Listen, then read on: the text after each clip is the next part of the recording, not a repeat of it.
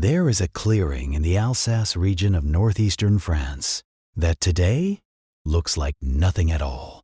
A flat stretch of farmland, fenced fields, a narrow road running through it. In winter, it goes quiet and gray, the way agricultural country does, easy to drive past without slowing down. But in January of 1945, this particular stretch of frozen ground became the site of something that military historians still find difficult to categorize neatly. Not because the facts are in doubt. They were confirmed by multiple independent witnesses, corroborated by artillery coordination logs, and verified by divisional intelligence officers within hours of the event. The difficulty is not the facts themselves. It is absorbing what those facts actually represent when placed together. This video is presented for historical and educational purposes only. A single forward observer, 19 years old, operating alone on top of a burning armored vehicle, directing artillery fire by field telephone, while maintaining direct suppressive fire against a coordinated assault by 6 armored vehicles and over 200 advancing enemy infantry. For nearly an hour, without relief, without reinforcement, without cover. This is the story of what happened at Holtzwihr on January 26, 1945. More broadly, it is the story of how a single communication node, one soldier, one telephone line, one weapon system, held together an entire defensive operation at the moment when every tactical calculation suggested that operation was finished. To understand what happened that afternoon, it helps to understand what January 1945 looked like across the Alsace region. The war in Western Europe had arrived at a complicated and unstable phase. The Allied momentum that had seemed overwhelming in the summer and autumn of 1944 had slowed considerably. The German offensive in the Ardennes, what Americans would later designate the Battle of the Bulge, had been contained, but the cost had been significant, and the broader Allied timetable had absorbed a delay it could not entirely afford. Further south, along the Rhine plain, a separate strategic problem remained unresolved.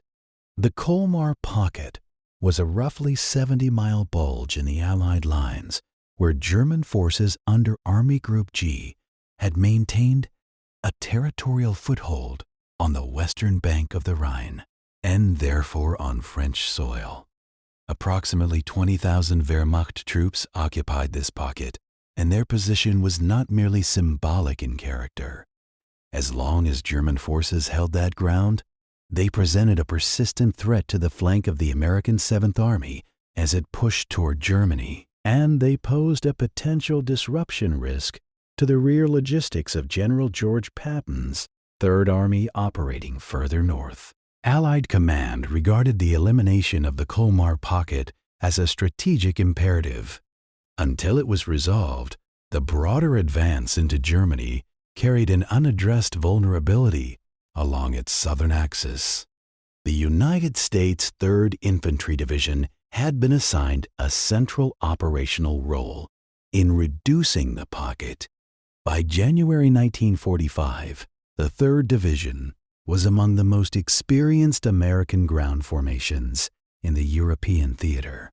It had conducted operations in North Africa, in Sicily, through the Italian campaign, and had come ashore in southern France in August 1944. Its personnel had been involved in nearly continuous operations for close to 2 years. They understood what sustained winter warfare in Alsace demanded: methodical advance, careful terrain management, supply discipline, and a working familiarity with the way frozen ground constrained tactical options for both sides. The village of Holtzwihr occupied a position on the eastern edge of the Allied advance in this sector. It was not a large settlement, a farming community situated in the flat agricultural land of the Alsatian plain, with woodlines bordering the cleared fields to the north and east. The terrain was tactically straightforward in the way that flat open ground usually is. Limited concealment, broad fields of observation, and no natural choke points that either side could exploit without first controlling the forests. The tree lines were the only available cover, and both the American and German commands understood their significance. Second Lieutenant Audie Leon Murphy commanded Company B of the 15th Infantry Regiment. He was 19 years old. He had enlisted at 17, using documentation that placed his age in a more favorable range, and by January 1945, he had been in active operations for approximately 18 months. In that time, he had compiled a record of formal recognition that was without precedent in his division: the Distinguished Service Cross, multiple Silver Stars, Bronze Stars for operational conduct. The Army had recognized early that it had something statistically unusual in this particular officer. The full extent of that would become apparent on the afternoon of January 26th. By the morning of that day, Company B had already sustained severe operational losses. The engagement on January 25th had cost the company more than 100 personnel. To place that figure in structural terms, a full-strength American Rifle Company in the Second World War was organized around approximately 187 soldiers. On the morning of January 26th, Company B could account for 40 men still in position. Every officer except Murphy had been either wounded or otherwise removed from effective command. 40 soldiers remained of a formation that was designed and organized for nearly 200. Through the night, what remained of the company had attempted to establish defensive positions by digging into the ground. The temperature had fallen to 14 degrees Fahrenheit. The earth was frozen to a depth that made excavation essentially impossible with the tools available. The men found whatever shelter the terrain offered: shallow natural depressions, the base of fallen timber, the edges of the tree line. None of it constituted adequate defensive preparation. Everyone in the position understood the exposure they were accepting. Murphy had positioned 2 M10 tank destroyers from the 61's Tank Destroyer Battalion along the road leading toward the open clearing. The M10 was a vehicle built around a modified M4 Sherman chassis, open-topped, mounting a 3-inch main gun with meaningful anti-armor range capability. It was not a tank in the protective sense. It was not engineered to absorb direct fire the way a main battle tank was, but it carried real armor penetration capability, and in a static defensive position, it provided direct fire support that dismounted infantry could not replicate. Murphy had also positioned 5 armored half-tracks in a rough arc across his defensive sector. Together, these represented his available assets: 40 personnel, 2 tank destroyers, 5 half-tracks, and a field telephone connected by wire to the artillery batteries of the 3rd Division. Specifically, 8 105mm howitzers, whose targeting coordinates Murphy had pre-registered on the ground ahead of his position the previous day. The German movement began forming at approximately 2 o'clock in the afternoon. Murphy observed 6 armored vehicles emerging from the tree line to the north. The distance was roughly 1,000 yards. At that range, through binoculars, the vehicle types were distinguishable. The profile of the Panzer IV, with its long-barreled 75mm gun, and at least one vehicle consistent with the Panther? Lower, with the characteristic forward-sloping hull armor that had presented serious problems for American armored units throughout the campaign in Western Europe. The tactical distinction between the 2 vehicle types was operationally significant.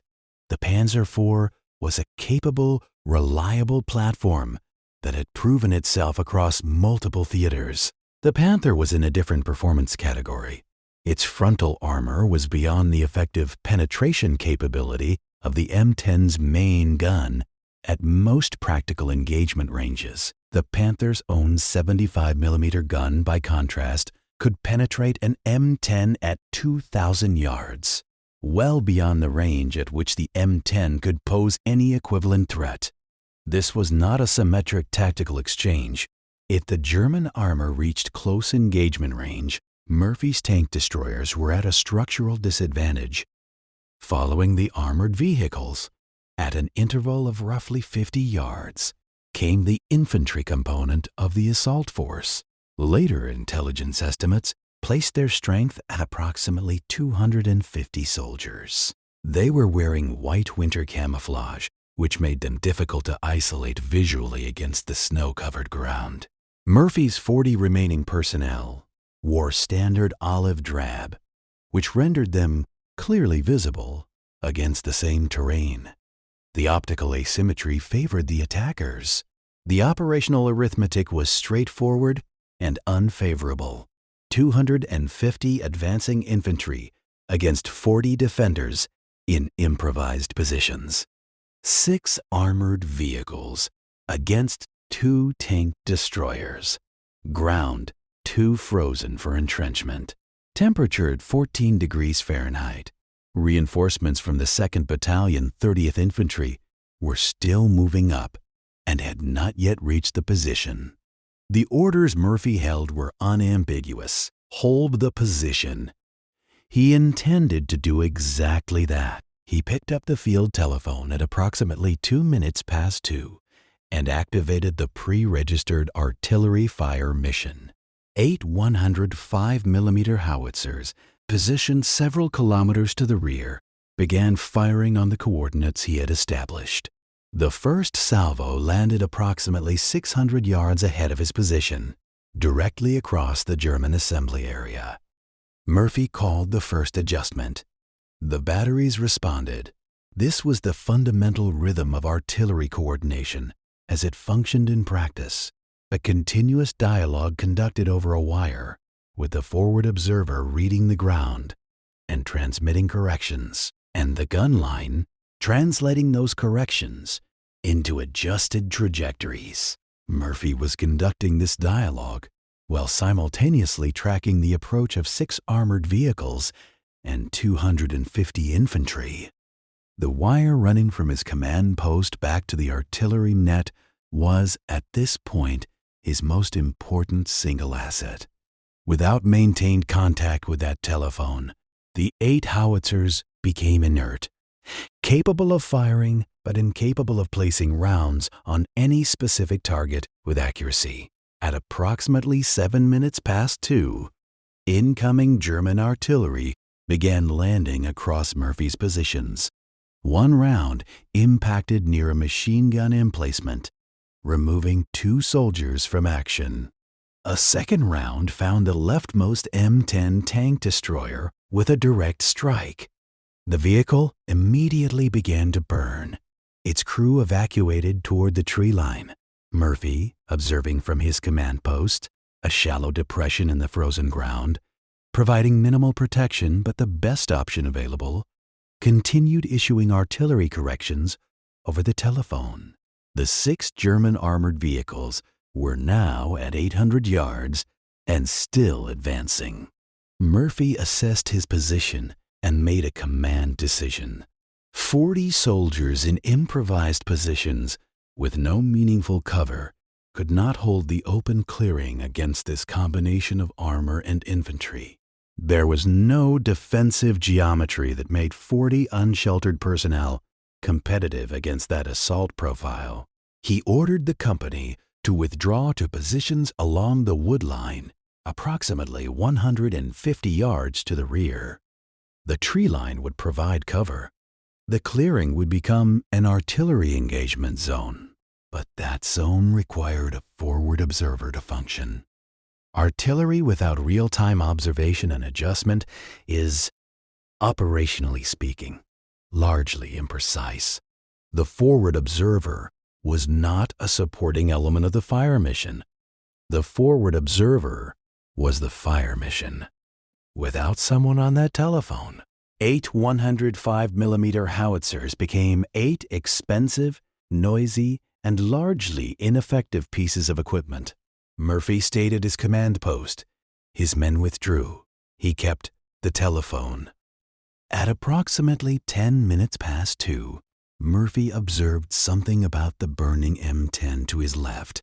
The vehicle was operationally finished. The crew was gone. The main gun was inoperable. But on the turret, still secured on its pedestal mount, was the .50 caliber M2 Browning heavy machine gun. Beside it, still in their storage brackets, were 4 full ammunition boxes, alongside a belt already loaded into the weapon's feed tray. 520, 5 rounds in total. The M2 Browning was not a recent design by 1945.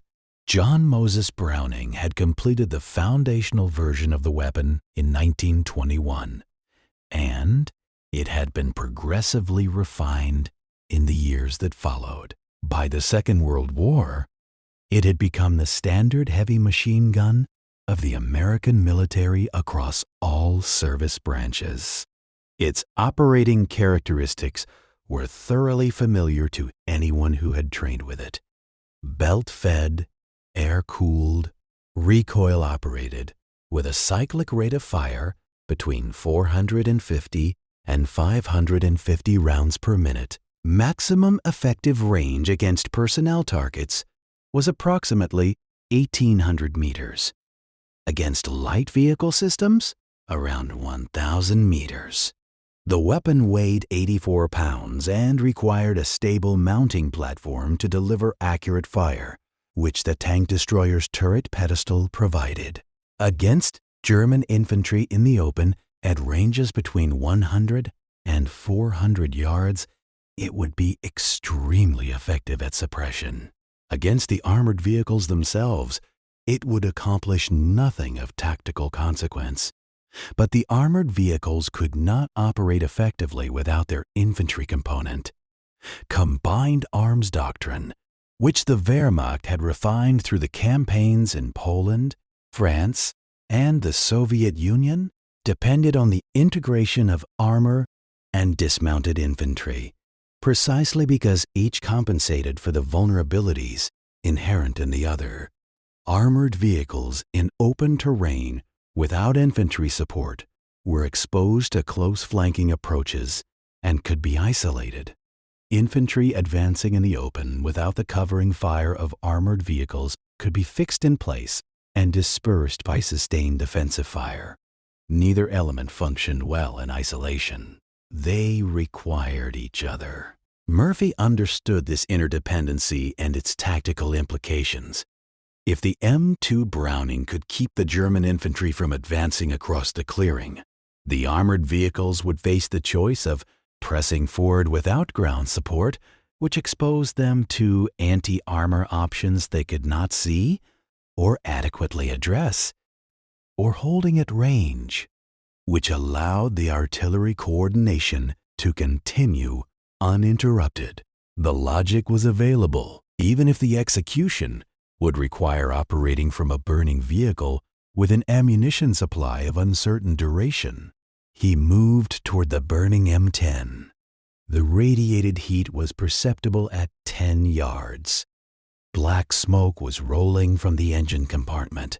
The vehicle's internal ammunition supply, main gun rounds, and stored machine gun ammunition was at risk of igniting from the sustained heat at any point. If the internal storage detonated, the structural result would be comprehensive. Murphy climbed onto the rear deck. He oriented the .50 caliber toward the advancing German infantry. He confirmed the ammunition feed. He engaged the trigger. Murphy's tactical position, by any objective framework, should not have been sustainable. He was alone, fully exposed on the deck of a burning vehicle with opposing infantry on 3 sides and enemy armored vehicles closing to within 300 yards. There was no protective cover. German fire was progressively identifying and focusing on his position.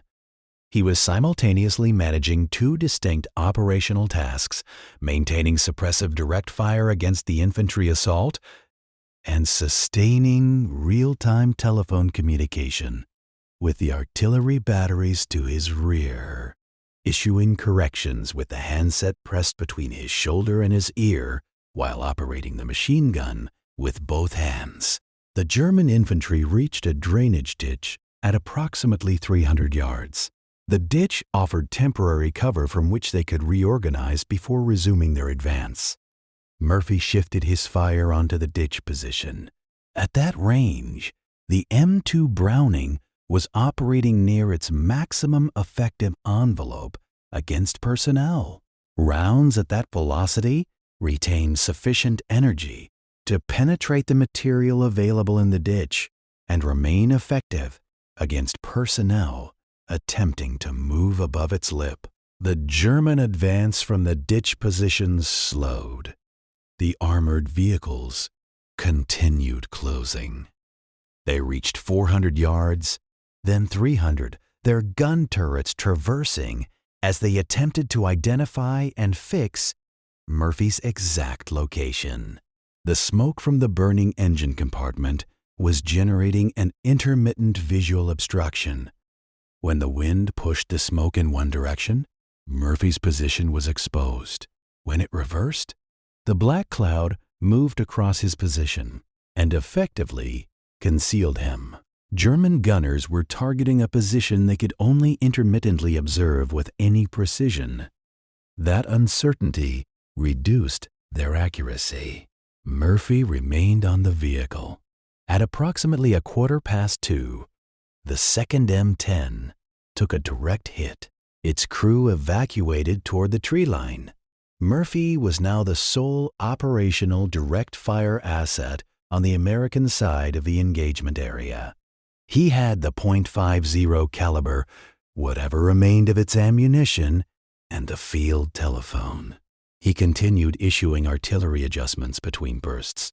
He fired in controlled intervals, 3-second bursts, 2-second bursts, managing ammunition expenditure carefully, selecting each target group before engaging, avoiding the kind of sustained trigger pressure that would have exhausted the supply in minutes. Under the operational stress of that position, the instinct toward continuous fire would have been entirely understandable. What made the difference was the discipline to override it. Each round was directed at something specific. He was 19 years old. At approximately 20 minutes past 2, a German infantry squad attempted a flanking movement on his right, emerging from a terrain fold at roughly 75 yards.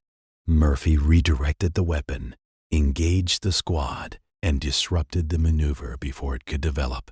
During this period, shrapnel from a 75mm round that impacted the frozen ground adjacent to the tank destroyer found his right leg, metal fragments from the detonation penetrating his lower leg.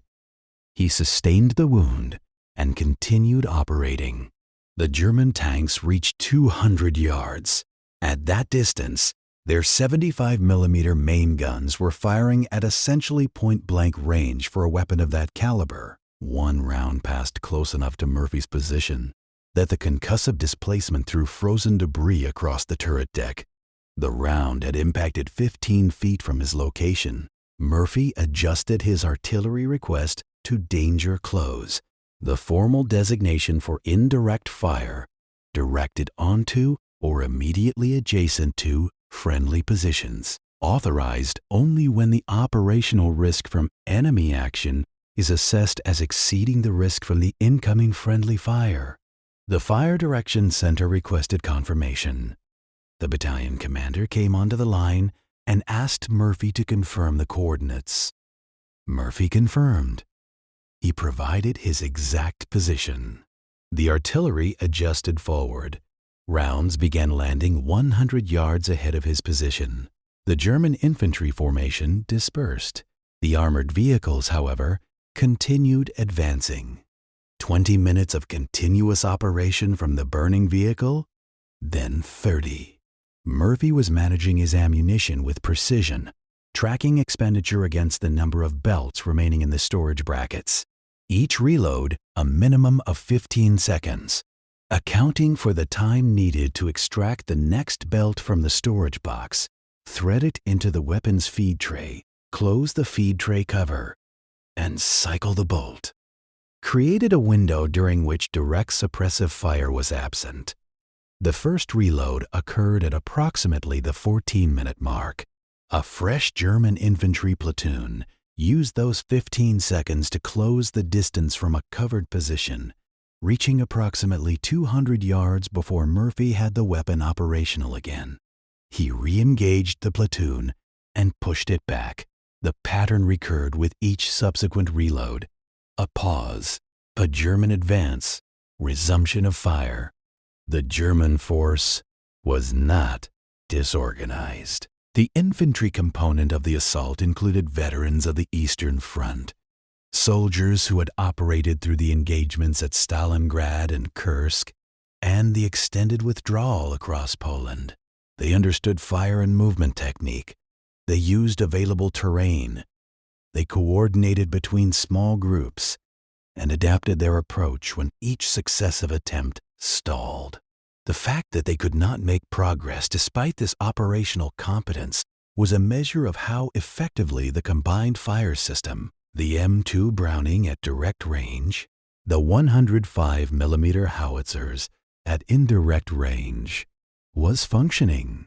Every time a squad or platoon crossed into the open ground, the direct fire system was there. Every time a position was established at greater distance, the adjusted artillery arrived. The two systems were, as military doctrine describes it, mutually supporting, each one compensating for the range limitations and structural gaps of the other.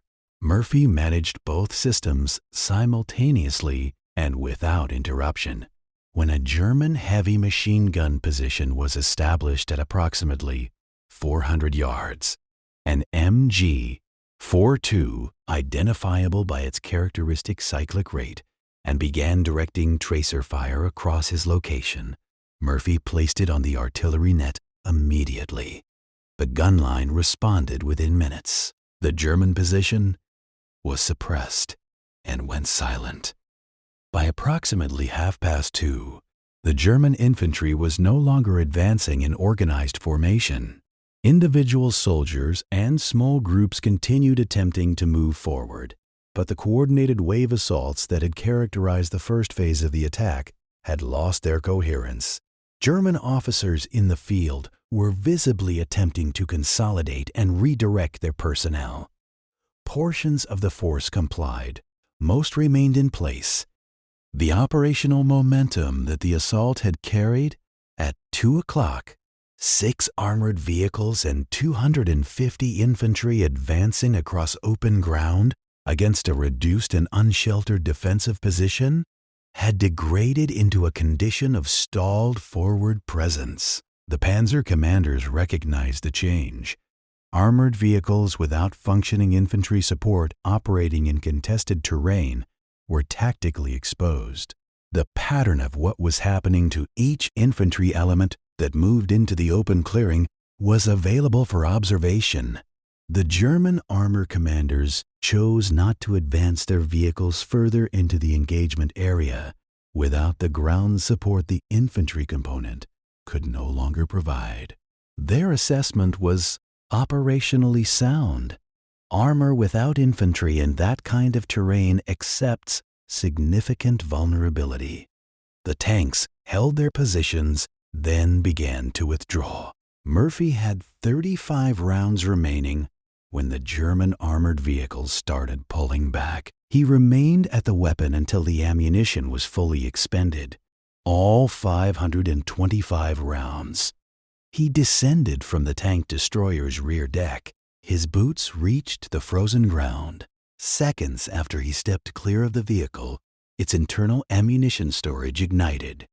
The M10 detonated structurally.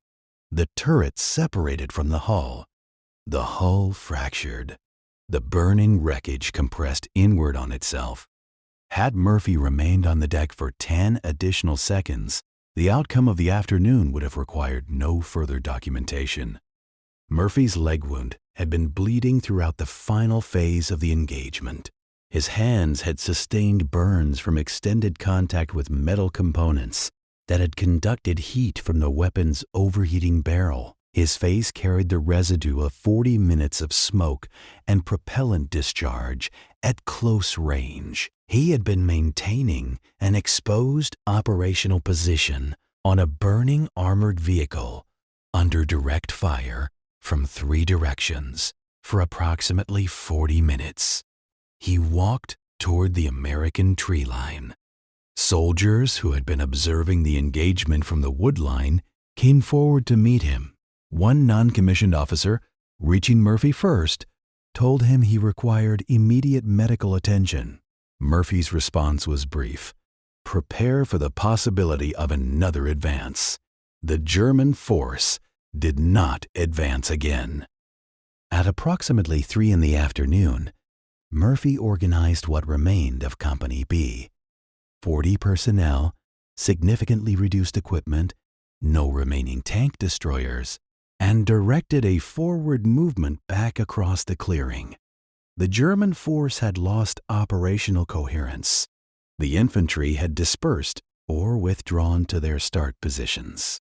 The armored vehicles had already pulled back. The American advance encountered negligible resistance. By approximately 20 minutes past 3, Company B had reoccupied its original defensive positions and extended beyond them by 200 yards, establishing a new forward line that the company held. Through the night, the ground remained in American hands. Divisional intelligence officers reached Holtzwihr the following morning and spent several hours reconstructing a precise account of the engagement. Murphy provided the chronological sequence and the relevant figures from memory.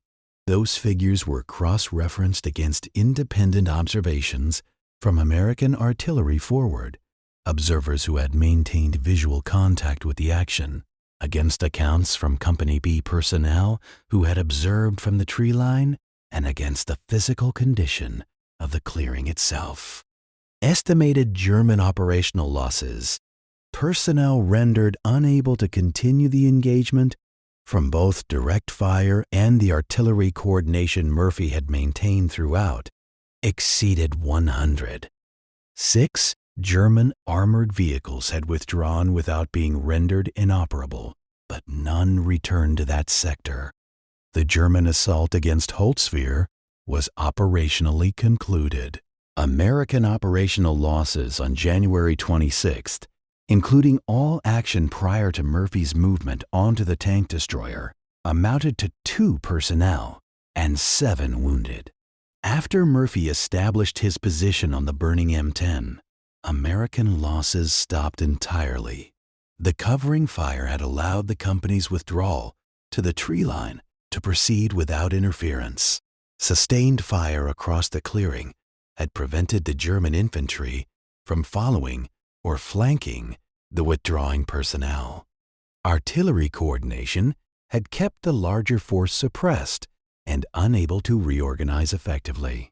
The operational summary was precise: 1 observer, 1 weapon system, 525 rounds, 40 minutes of sustained operation.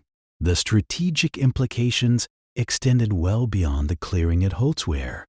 The Colmar Pocket, which the German command had maintained as a platform for threatening the Allied southern flank, was entirely eliminated by February 9, 1945, less than 2 weeks after the engagement. German forces were fully removed from the west bank of the Rhine in that sector. The American 7th Army and the French 1st Army could redirect their complete operational attention toward Rhine crossing preparations and the advance into Germany.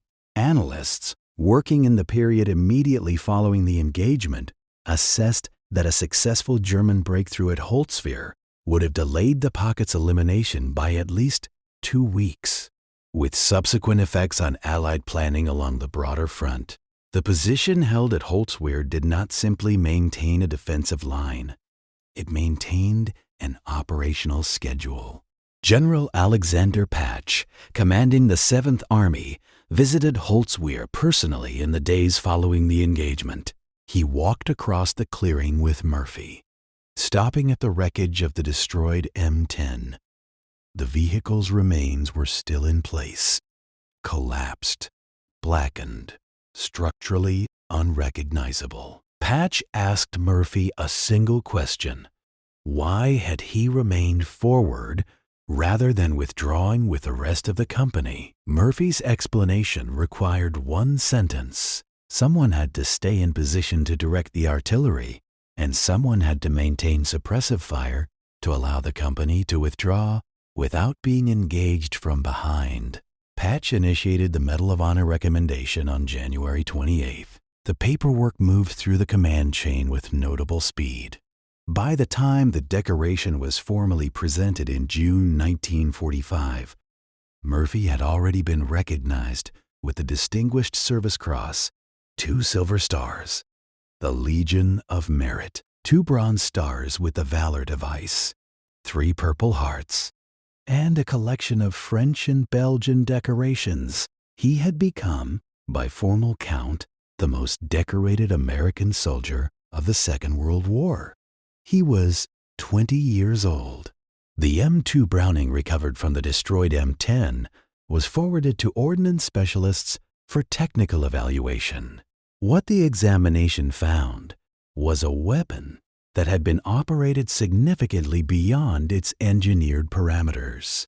The barrel showed extreme thermal stress, the kind of material degradation that accumulates when a metal component is maintained at sustained high temperature over an extended period. The rifling, which stabilizes projectiles by imparting spin and is fundamental to accuracy, had been partially degraded by heat. The receiver showed metal fatigue consistent with extended high cyclic firing. By the specifications in the technical manual, the weapon should have reached a failure state well before the engagement concluded. It had not. Murphy's use of controlled burst fire rather than continuous trigger engagement had kept the thermal load within a range the weapon could absorb, though just barely. The M2 was declared unserviceable and scrapped. No preservation effort was made at the time. What the Army documented and studied from Holtzwihr organized into 3 operational categories, each with implications beyond this specific engagement. The first was the operational value of coordinated, direct, and indirect fire systems in a defensive configuration. Murphy's ability to simultaneously direct the M2 Browning against infantry at close range while maintaining real-time telephone coordination with the 105mm batteries created 2 overlapping suppression problems for the attacking force. Addressing one meant accepting exposure to the other. The artillery could not be countered from the clearing. The direct fire weapon was suppressing movement across it. The combination effectively denied the German force any viable course of action. Either fire system operating alone would have been insufficient against that assault profile. Together, functioning as an integrated network with a single observer managing both, they produced an outcome that neither could have achieved independently. The second observation concerned the relationship between numerical strength and effective combat power. The German assault force held every quantitative advantage at the start of the engagement. 6 armored vehicles against none, approximately 250 infantry against 1 observer, material firepower far exceeding what Murphy could bring to bear from a single weapon system. What the assault force could not replicate was Murphy's integration of observation, fire control, and communication. His ability to see the entire engagement area from his elevated position, identify each developing threat, and direct fire against it before he could consolidate. Numerical superiority, absent the ability to translate that strength into coordinated, effective action against a specific defensive position, does not automatically determine operational outcomes. This principle has been documented across military history from numerous periods and contexts. Holtzwihr demonstrated it in a particularly concentrated form. The third category concerned the relationship between operational training and performance under sustained stress. Murphy had been involved in continuous ground operations for 18 months before the afternoon of January 26. He was thoroughly trained on the M2 Browning, not in the classroom sense, but in the sense of having worked with the weapon under field conditions often enough that the operational procedures were automatic rather than deliberate. The same applied to artillery coordination. He did not need to think through the procedural steps of calling a fire mission and adjusting it in real time, because those steps had been repeated enough times that they were accessible without conscious effort, even under significant physiological and operational stress.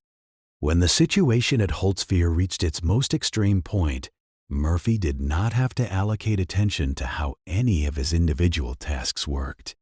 That attention remained available for what was actually happening in the clearing in front of him. Training at that level of repetition is what made the simultaneous management of two distinct fire systems possible.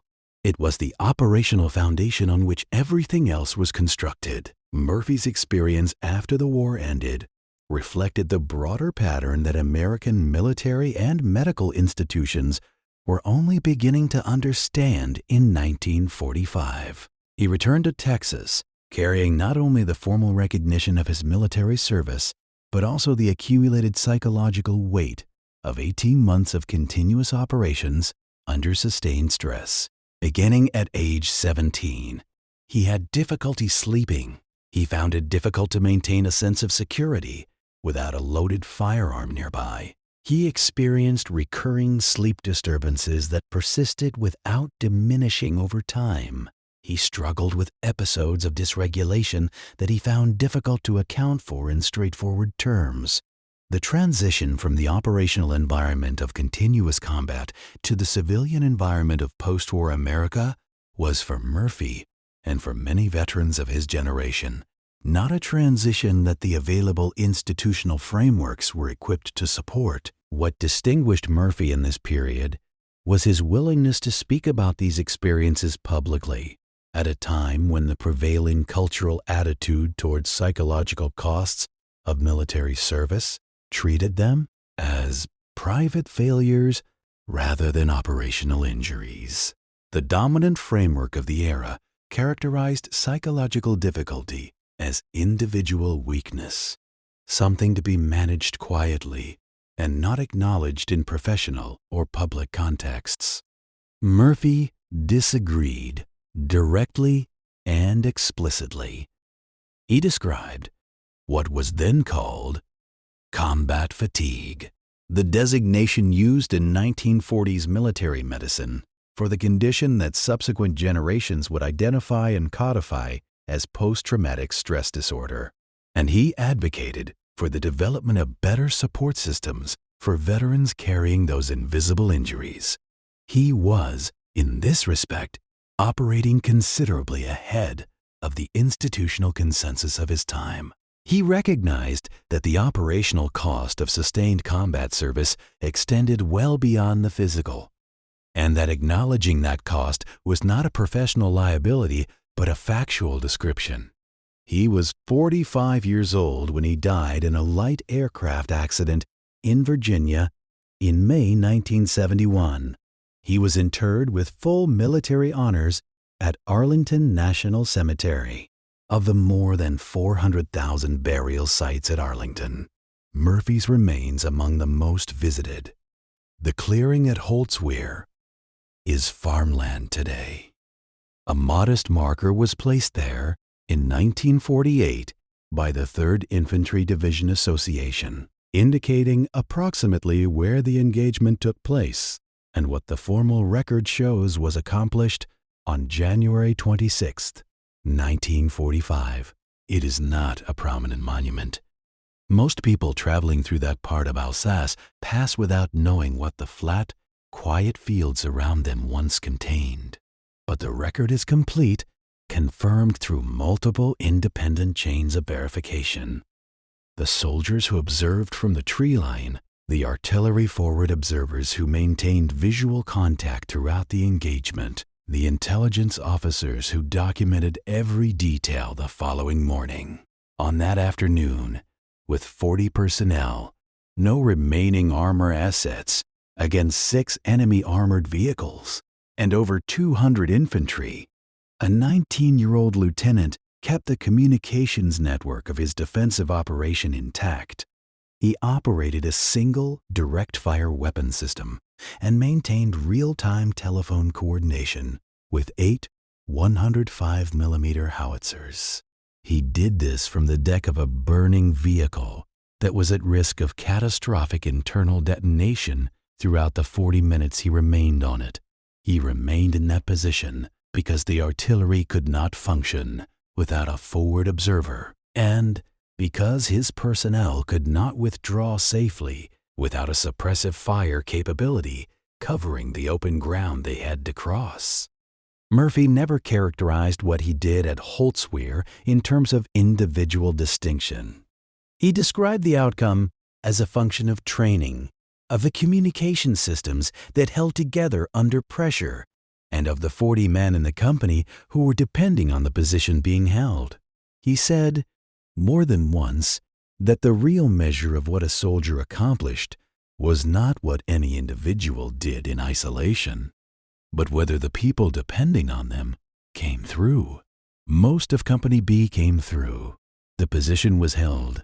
The Colmar Pocket was eliminated on schedule.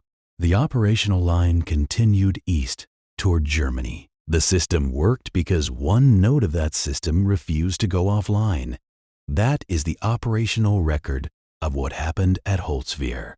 That is what the documentation shows.